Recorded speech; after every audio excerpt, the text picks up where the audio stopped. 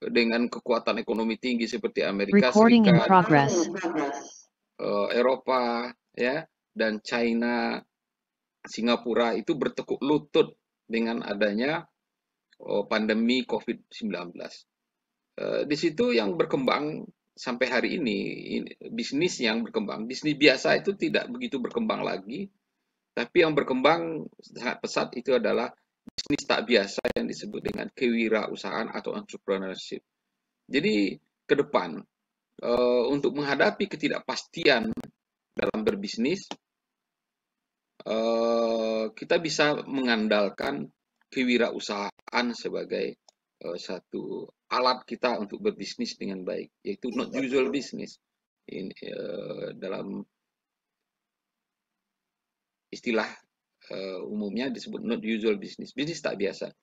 Di mana bisnis entrepreneur ini umumnya sangat adaptif apabila terjadi ketidakpastian dalam berbisnis. Umumnya mereka mampu beradaptasi dengan perubahan seperti apapun di tingkat dunia. Sehingga kita lihat sekarang, dahulu orang berbisnis pakai jualan di toko, ya. Sekarang banyak sekali toko di Pasar Jambi itu yang tertutup, bahkan ditinggalkan oleh penyewanya, sehingga sangat sulit uh, untuk pemilik toko untuk bisa memperoleh bisnis agar ruko mereka disewa oleh pebisnis. Itu gejalanya sangat sederhana. Perusahaan-perusahaan swasta yang besar-besar dengan kapital besar tutup, tidak bisa jalan kecuali di bidang primer seperti energi, kesehatan, pangan, dan lain-lain lainnya. Nah, ini pembelajaran bagi kita sebagai mahasiswa bahwa Anda nanti ditamatkan itu sekitar bisa tahun ini sampai ke depan. Jadi arahnya itu ke masa depan. Di mana tantangan di masa depan itu seperti kita hadapi pada tahun 2020, 21, dan 22 ini. Tidak bisa kita mengandalkan metode bisnis biasa yang sudah kita pelajari dengan berdagang biasa.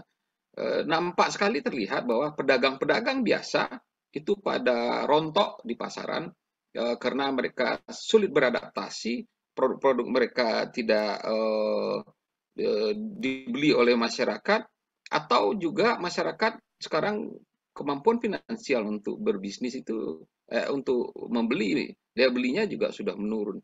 Sehingga barang-barang yang bersifat konsumtif, mewah itu tidak lagi menjadi ukuran baiknya satu. Sehingga bisnis-bisnis yang banyak gaya seperti membuat kedai kopi itu berontok semua, babak belur mereka.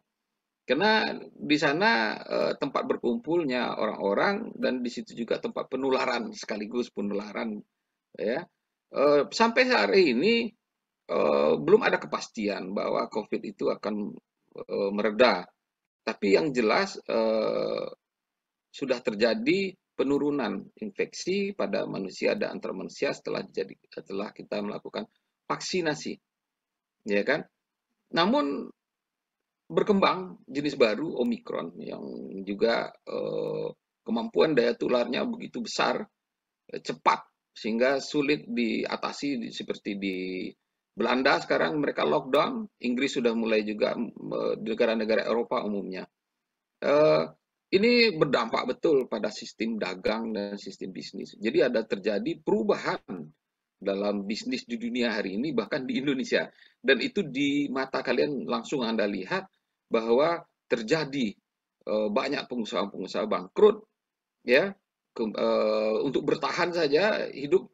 Bahkan mereka bisa mengatakan, terutama yang bidang kontraktor, itu mulai menurun. Namun di bidang usaha, usaha yang berbasis kreativitas seperti penjualan lewat online segala macam, ya, dengan produk-produk yang sehat untuk kesehatan, itu malah melejit tinggi sekali pendapatannya, sehingga sebagian orang ini berbisnis di situ. Nah, hari ini kita akan bicara tentang apa itu program kreativitas mahasiswa. Diharapkan para akademisi muda seperti mahasiswa itu mempunyai pola pandangan berbeda daripada yang sebelum-sebelumnya. Mengapa? Karena memang terjadi perubahan yang sangat cepat dalam perubahan bisnis ini. Orang yang dapat mengatasi masalah di masa depan itu adalah orang-orang yang kreatif. Karena semakin lama bukannya semakin mudah kehidupan itu, tapi semakin ruwet, semakin rumit, ya. Jumlah yang mati sebegitu banyak, jumlah yang lahir juga begitu banyak. Setiap yang lahir membawa masalah. Anda lahir itu bawa masalah. Bahkan masalah bagi keluarga, masalah bagi orang lain kadang-kadang, ya. Dan masalah bagi Anda diri sendiri, ya. Karena nanti tamat mau kerja apa segala macam. Nah, dengan kreativitas diharapkan Anda mampu memecahkan masalah di masa depan yang hari ini sebagian orang tidak bisa memecahkan masalahnya. Nah, bisnis yang berhubungan dengan kreativitas ini yang disebut dengan entrepreneurship. Itu sebabnya dia digandengkan di dalam program kreativitas mahasiswa. Memang itu disebut dengan bisnis pola kreatif. Jadi ranah yang dikembangkan di dalam bisnis entrepreneur itu adalah kreativitas. Produknya kreatif, caranya kreatif, manajemennya kreatif, dan ini yang harus mulai dilakukan. Tentu Anda tanya, Pak, saya mau ikut dalam program kreativitas mahasiswa. Bagaimana? Eh, saya menyarankan Anda sebanyak-banyaknya ikut nanti dalam program ini.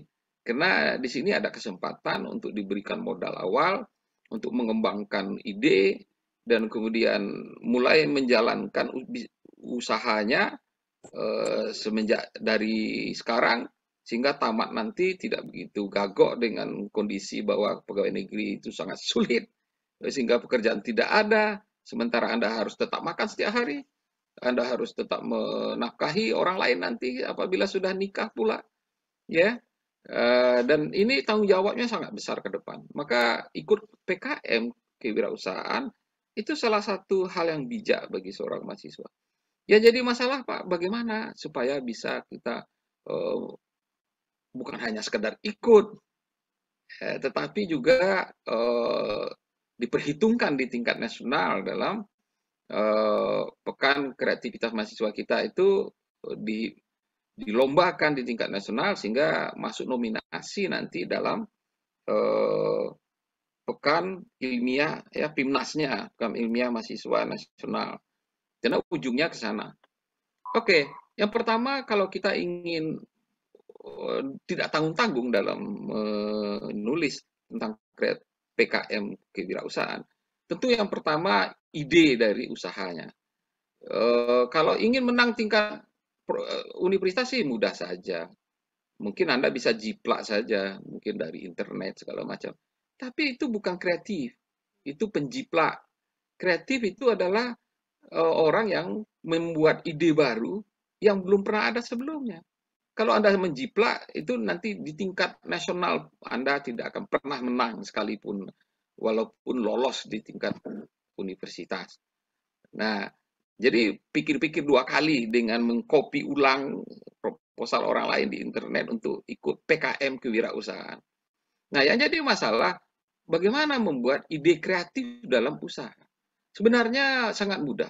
Ada banyak jurnal ilmiah di universitas itu ya. Kalau Anda mencari di di HP Anda, misalnya di Google Scholar, itu banyak sekali hasil-hasil penelitian ilmiah yang sudah siap untuk dibisniskan. Saya sangat sederhana saja mencontohkan. Ini ya, saya mau coba, tunggu dulu. Ini tidak bagus untuk nah ini saya ubah dulu modenya. Anda bisa lihat di sini. Ini adalah salah satu ide bisnis yang diperoleh dari hasil riset. Kunyit, jeruk nipis, gula batu, selasi. Ini produk-produk pertanian terutama. Ini sangat sederhana. Teh, jeruk nipis.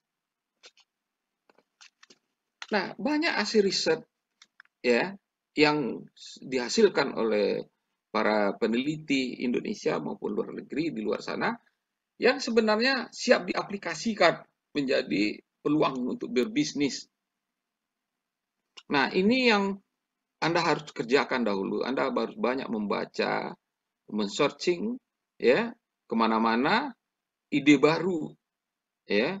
Nah, kemudian ide baru ini boleh kita gunakan dalam hasil riset ini bisa kita boleh pergunakan sebagai dasar untuk berbisnis di dalam kewirausahaan. Yang jelas idenya harus sangat baru. Nah, yang kedua, orisinil kalau bisa. Anda yang mikirin ya. Misalnya di daerah Anda, saya melihat potensi di tempat saya itu ya jeruk nipis.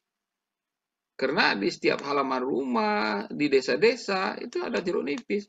Bahkan tidak jarang sekali dalam setahun jeruk nipis ini putus. Kemudian saya cari lagi hasil riset, ternyata jeruk nipis ini mengandung lemonen yang lumayan tinggi, 22%. Ya.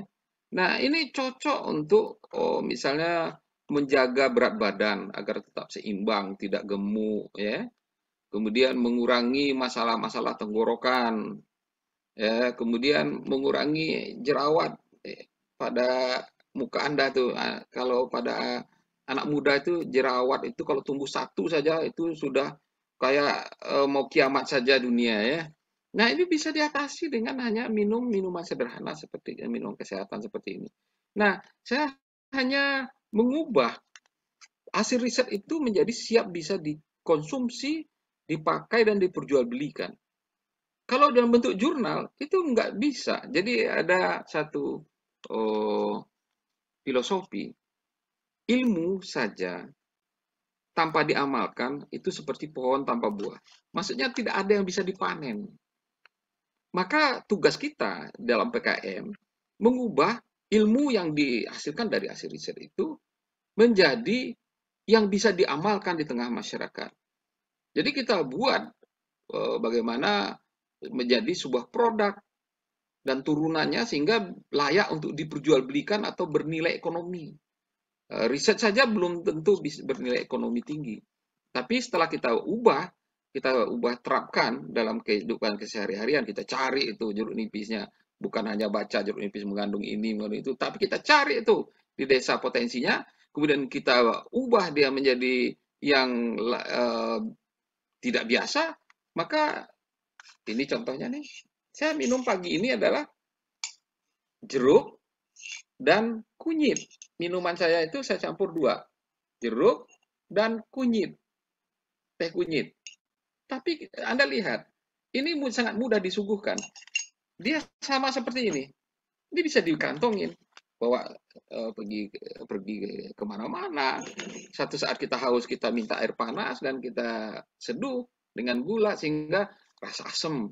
Dan ini asli. Nah, ini dijual hanya Rp10.000. Isinya ada 4 saset.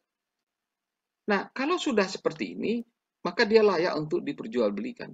Nah, sekarang tugas kita dari perguruan tinggi, Anda sebagai seorang akademisi, mulai memikirkan. Jadi ada dua macam itu di kampus itu. Satu yang disebut dengan peneliti. Peneliti itu mengubah uang menjadi ide. Tapi ada inovator. Inovator ini mengubah ide menjadi uang. Nah, inilah wirausahawan kampus. Para inovator. Jadi kita mulai membuat satu rancangan, sebuah hasil riset, bisa diaplikasikan dan bernilai ekonomi, dan Anda mengambil manfaat ekonominya di sini. Nah, itu yang disebut dengan wirausaha itu tadi. Nah, untuk menang tingkat nasional tentu harus sangat baru, sangat bermanfaat bagi orang lain. Baru kita bisa mengalahkan produk-produk orang lain. Nah, di sini inovasinya bisa dari metode pemasarannya, bisa manajemennya, bisa produknya, bisa masalah finansialnya, keuangannya. Misalnya sekarang orang boleh beli tanpa pakai uang kertas. Kita menggunakan fintech, ya, teknologi finansial. di HP bayar aja, kemudian nanti dikirim barangnya. Kami sudah seperti itu sekarang. Nah, ke depan cara-cara bisnis yang seperti itu harus Anda ketahui bahwa persaingan di tingkat Anda yang umurnya berkisar antara 15 sampai 45 tahun itu di Indonesia itu menjadi sangat ruwet nanti untuk memperoleh pekerjaan. Kenapa? Karena jumlah kalian itu membengkak. Itu yang disebut dengan eh, bonus demografi. Nah, berarti Anda harus meningkatkan kemampuan Anda untuk mampu bersaing nanti dengan yang lain-lain. Nah, salah satu yang paling mungkin cara bebas bersaing itu dengan wirausaha. Wirausaha itu membuka kemungkinan kreativitas apa yang kita pikirkan untuk bisa kita wujudkan. Semakin gila kita dalam idenya, semakin luar biasa, itu semakin baik. Sehingga di sini Anda punya kesempatan, karena anak muda itu umumnya lebih kreatif ya, lebih kreatif, dan apalagi sekarang Anda sudah mengerti dengan teknologi internet segala macam, maka pergunakan keistimewaan yang Anda miliki itu dalam membuat program kreativitas mahasiswa di bidang wirausaha. Jangankan Anda, saya aja dengan istri sekarang itu bisnisnya itu bisa dari rumah, tidak memerlukan toko lagi. Kemudian bahannya kita bisa peroleh secara lokal. Hanya saja saya harus mempelajari bagaimana teknik pengemasan, teknik produksinya, ya. Ini kalau kita buka nih, kita buka dengan mudah. Ah, maka kita bisa langsung melihat, nah, jeruk nipisnya sudah berupa tepung dan bisa disimpan dengan waktu yang cukup lama. Dia tidak membusuk. Wanginya luar biasa. Ini ditaruh aja di dalam mobil. Ini bisa jadi pewangi nih di dalam mobil. Karena wangi lemon, ya kan? Nah, bisa diminum. Oh, Anda misalnya banyak jerawat. Ya, ini tinggal diseduh dengan air panas sedikit dan diusapkan jadi masker sehingga nanti lemak-lemak pada permukaan wajah Anda itu bisa digelontorkan sehingga nanti lebih sehat. Nah, manfaatnya semakin besar produk yang Anda buat, biasanya Anda akan mendapatkan nilai finansial yang lebih tinggi. Nah, kenapa harus baru? Di waktu Anda berkembang menjadi sebuah perusahaan, Anda tentu harus menggunakan ini menjadi hak Anda untuk diperbanyak. Kalau Anda mengambil ide orang lain dan itu sudah dipatenkan oleh orang lain, Anda bisa dituntut dan perusahaan Anda bisa tutup. Itu sebabnya diwajibkan hal yang baru di tingkat nasional. Kalau tidak baru, jangan harap bisa juara, walaupun hebat Anda lolos. Nah, ini yang harus mulai dipelajari bahwa bagaimana membuat ide yang kreatif. Nah, Exis itu dia punya mentor-mentor yang kita sudah didik, bisa meng-guide Anda sehingga membentuk ide-ide kreatif, imajiner yang baru, yang lebih brilian, ya. Ini sangat sederhana, hanya jeruk nipis. Produknya bisa kemana-mana tadi, bisa pewangi ruangan, bisa itu untuk masker, bisa untuk diminum. Bahkan ini untuk misalnya kita bikin soto, ini disobek aja, taburkan itu sudah pengganti jeruk nipis. Karena dia sudah berupa tepung dan ini asli 100% dari jeruk nipis. Nah, ini contoh bagaimana kita harus mulai membuat satu usaha yang tak biasa dari ide kreatif, ya kalau bisa berbasis akademis, kemampuan akademis kita. Nah, kira-kira itu dulu, nanti mungkin kita akan lebih banyak tanya jawab biar lebih mudah dimengerti. Saya ingin mengatakan bahwa teknik penulisannya Anda bisa loading dari internet. Tidak sulit. Teknik penulisannya tidak sulit. Tapi mencari ide untuk bisa juara, kita jangan hanya sekedar saja membuat proposal. Kalau bisa sudah dipikirkan bagaimana menjadi juara nasional. Karena itu kesempatan di waktu Anda nanti lihat di tingkat nasional, saya sudah pernah pergi ke sana mengantarkan sekelompok mahasiswa, kumpulan dari anak FKIP, ekonomi dan pertanian. satu grup dia disebut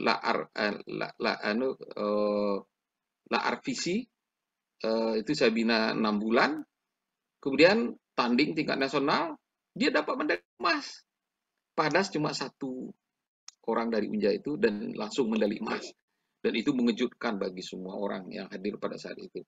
Dan sampai hari ini belum ada yang juara lagi yang mendapatkan medali emas. Dan saya gregetan juga, kok tidak bisa mendapat medali emas. Maka saya terjun lagi membina Eksis agar dimunculkan lagi orang-orang yang berkemampuan seperti itu, sehingga nanti Unja jadi perhitungan juga di tingkat nasional lagi. Sangat mudah mengalahkan orang lain dengan kreativitas. Kenapa? Karena kreativitas itu dimiliki oleh semua orang dengan IQ tinggi sampai rendah. Bisa jadi seorang yang IQ tinggi tidak kreatif, dan kita yang sedang-sedang saja bisa kreatif, dan kita bisa menjuarai dan bisa mengungguli mereka.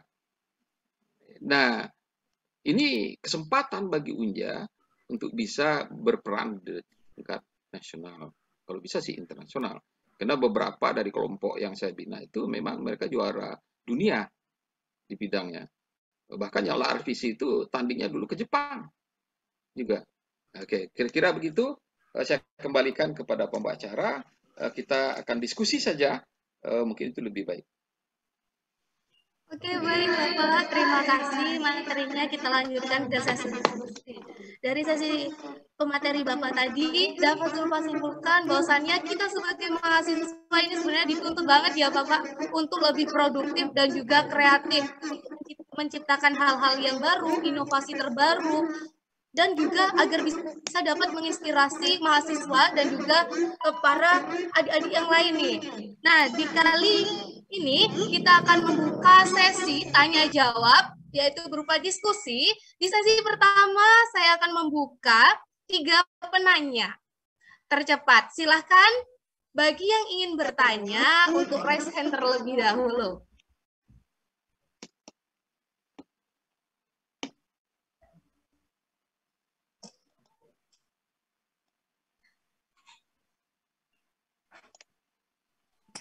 Izin bertanya. Iya, boleh silahkan raise hand terlebih dahulu. Silahkan kepada Saudari Yulia Eka Putri, kami persilahkan. Baiklah, bismillahirrahmanirrahim. Assalamualaikum warahmatullahi wabarakatuh.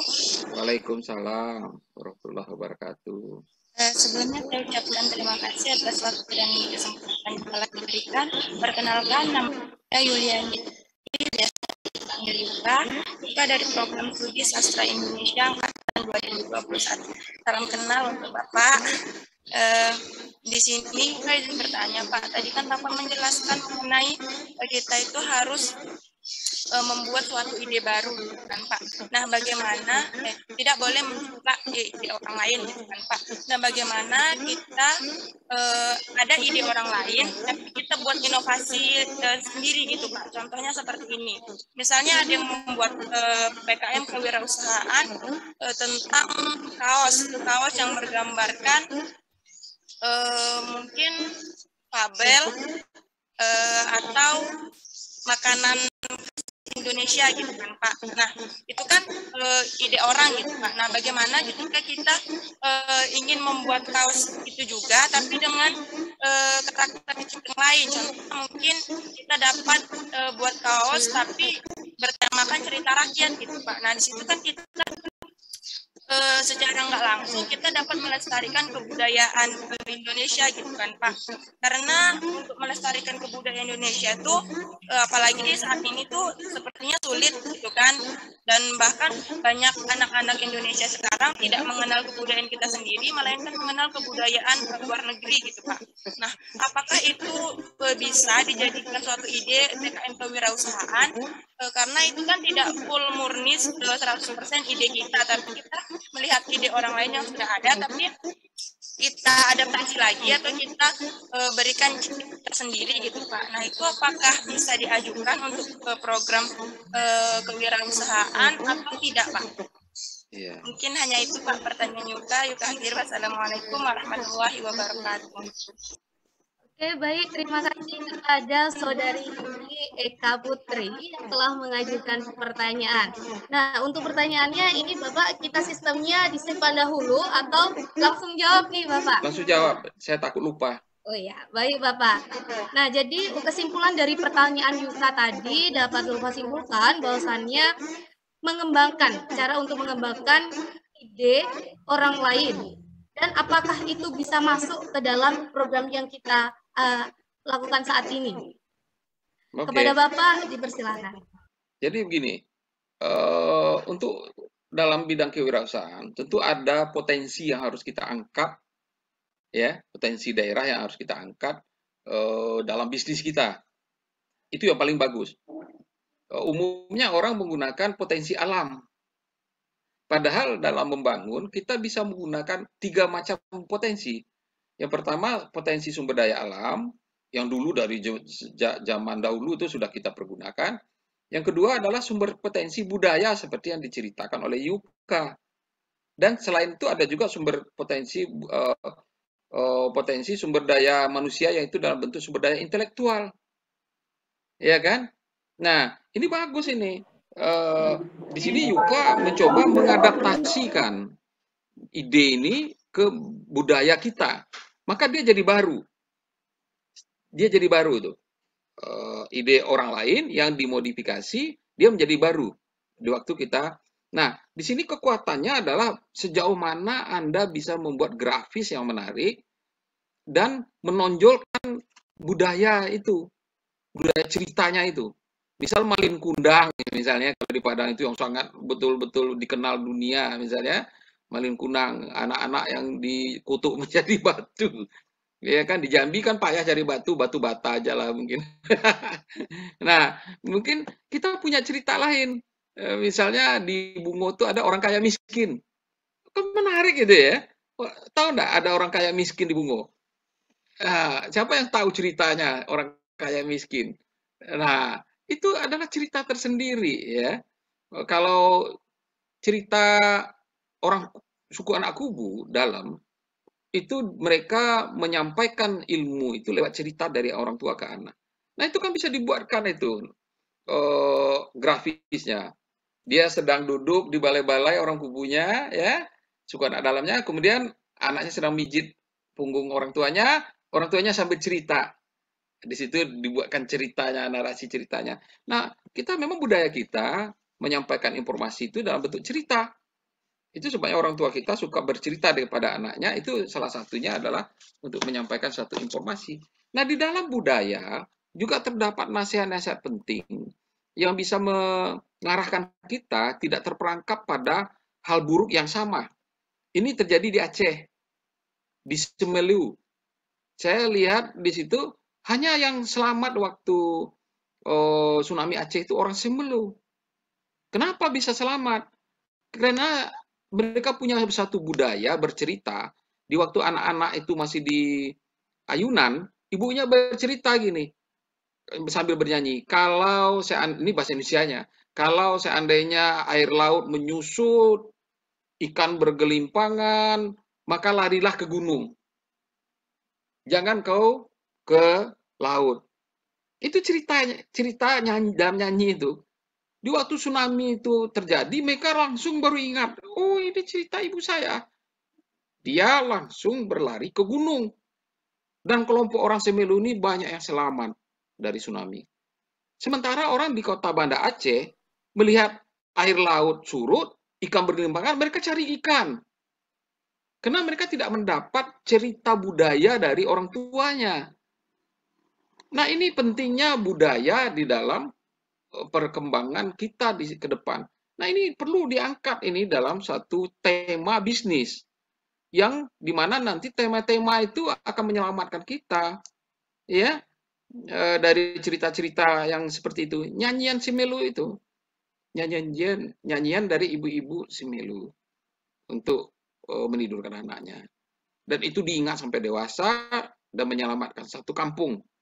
Nah, ada banyak cerita lain di daerah Jambi yang bisa kita pakai untuk bisnis. Tinggal Anda mencari kawan-kawan yang pandai grafis, ya, pandai cetak sablon, atau bekerja sama nanti dengan orang-orang yang pandai cetak sablon. Nah, cuma mendesainnya dalam bentuk bisnis ini penting. Temanya itu seperti apa kegunaan dari tema itu. Jadi itu paling penting diperkuat nanti di dalam latar belakang, bahwa salah satu fungsi budaya itu adalah mengingatkan anak-anak zaman masa depan jangan terperangkap di masalah yang pernah terjadi di dahulu kala, ya. Dan itu ditekankan di dalam membuat narasi latar belakang dari pentingnya menyebarkan itu dalam bentuk kaos, dalam bentuk bisnis. Dan itu sangat menarik, apalagi kalau ada yang pandai grafis, pandai lagi membuat ceritanya, atau pantun-pantun. Saya ingat pantun, ternyata pantun 3R, reduce, reuse, dan recycling, itu sudah ada di zaman budaya Melayu dulu. Apa?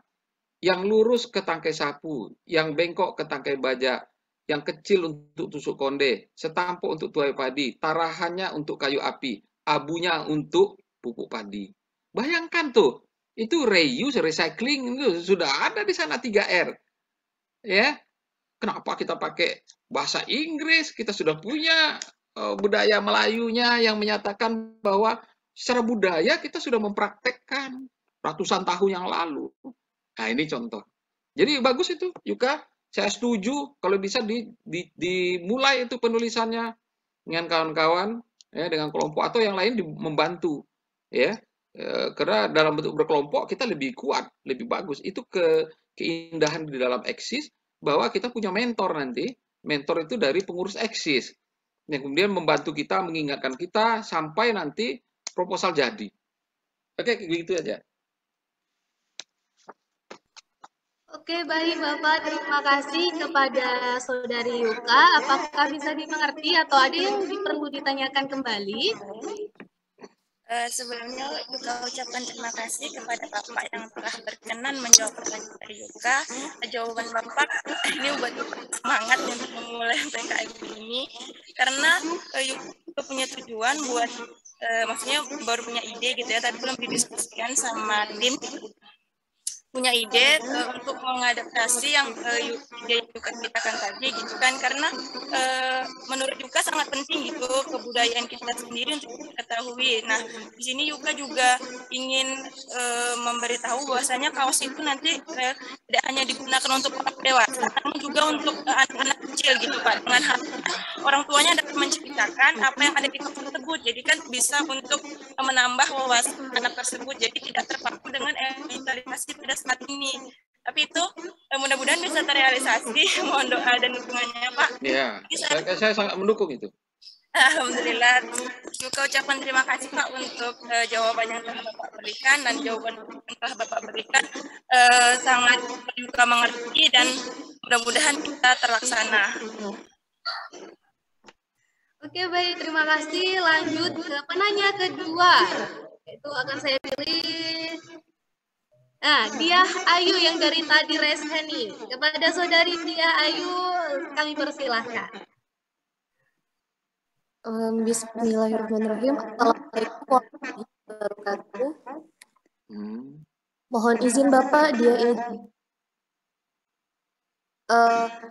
di sini dia ingin menyampaikan ide dia tim komunitas, bahwasannya dengan penggunaan partikel film dengan adanya pemanfaatan film atau bungkus teh dengan memanfaatkan bubuk rumput laut ya, untuk minuman rempah dan lambung nyawa ringan. Menurut Bapak, kalau yang